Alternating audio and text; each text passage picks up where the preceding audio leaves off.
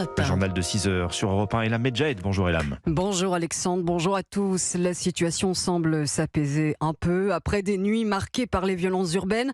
Et ces dernières heures, 78 personnes ont été arrêtées, dont 20 à Paris. Un chiffre bien en deçà des chiffres records d'interpellation depuis le début des émeutes mardi dernier.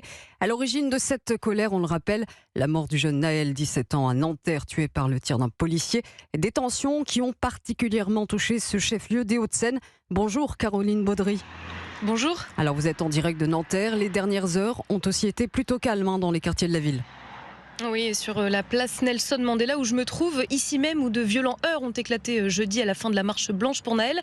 Il ne reste que les stigmates des violences, plastiques de poubelles brûlées au sol, vitrines de magasins brisées.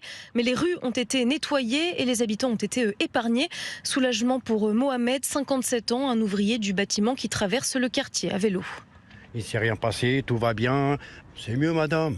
Il y a des gens qui se réveillent, qui trouvent leur véhicule, le moyen d'aller travailler, qui est brûlé, qu'est-ce qu'il va faire? Moi, des trucs comme ça, je dors pas la nuit à cause de la voiture. Ça sert à rien du tout, c'est pas la peine. C'est la honte, c'est la honte.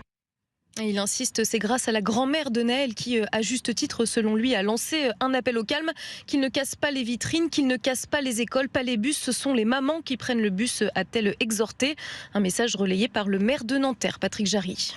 Merci Caroline Baudry en direct de Nanterre pour Europe 1.